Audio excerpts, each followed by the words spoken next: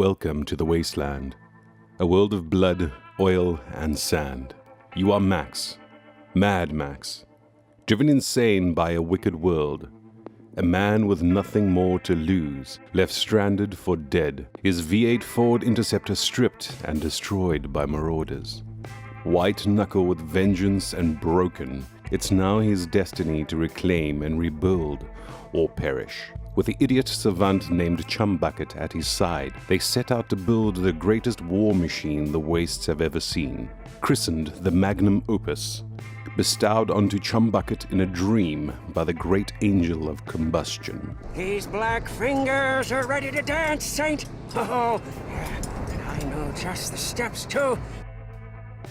In Mad Max, you'll be driving, fighting, and scavenging your way to the end. The Magnum Opus becomes a very extension of yourself, with a long roadmap of upgrades and components to unlock as you progress, growing ever more powerful, as does Max, via completing melee challenges. You gain rank and points to apply to an array of abilities. I do recommend applying points early into Volition, which gives bonus scrap from looting, and every so often a point into adaptation, which makes the Magnum Opus consume far less fuel, something that'll become more precious once you have the use of the side burners installed. Now, the lack of guns makes everything feel contacted and physical in Mad Max. It's a refreshing break from games that rely on gunplay to move the gameplay forward. Guns also create a disassociated separation between player and target. I mean, this also helps emphasize the visceral desperation of survival, claw and tooth, ever inching towards your goals.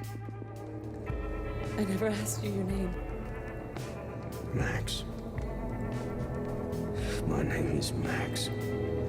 As movie tie-ins go, I feel Avalanche have made a lot of effort to capture the stark and often bizarre world Max inhabits, right down to the peculiar, practical, and often amusing lexicon from the films. As Max traverses through the world, he often laments on a world turned to dust when happening across relics strewn around its desiccated carcass, shimmering mirage mementos in a bleached world of sand and blood. These give some insight into Max's mind and feelings, of which I'd often like to have more, but Mad Max is a silent and stoic character whose narrative is more in these actions than what he says. One of the smaller touches I appreciated is his conical leg injury, and when taking light falling damage, Max will hobble about for a short amount of time, something that could have maybe been emphasized a bit more. But that would break one of the sacred tenets of gaming, to not take away control from the player. But maybe as a set piece in the story would be nice. I mean, a hypothetical scenario, be in a situation to flee as tension is mounted as Max's leg is acting up.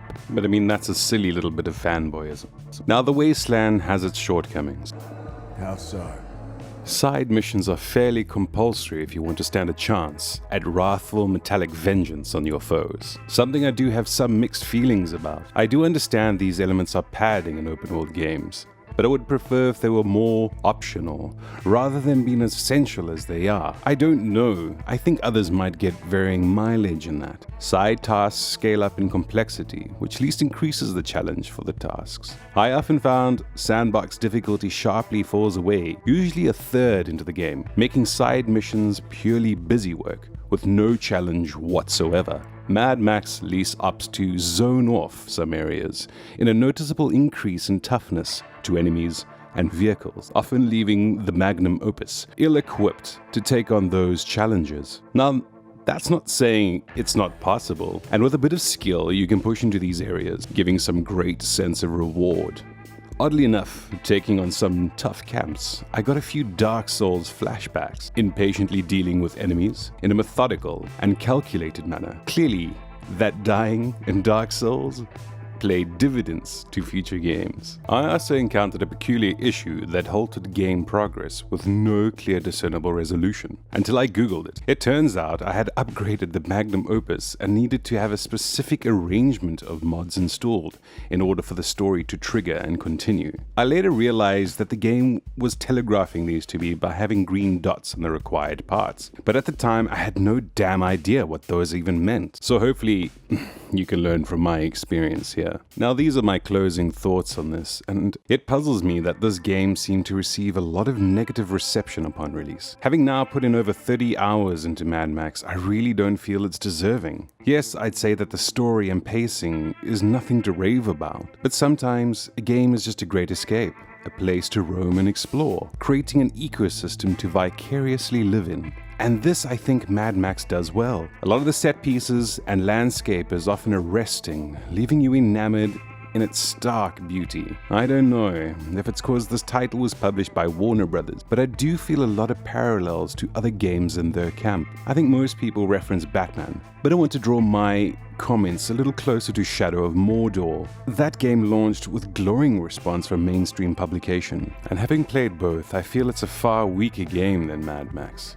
Even though I have a strong predilection to fantasy and Lord of the Rings. So all this being rather puzzling to me. My opinion it might be, but it would seem many others feel the same way.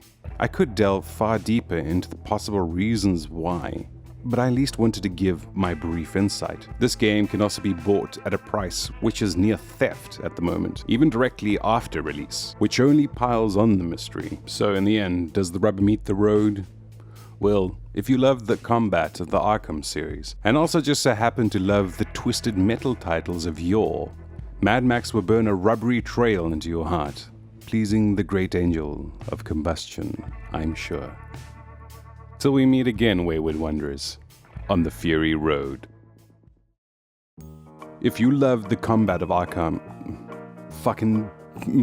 fuck. Kitty. I also encountered a peculiar... What?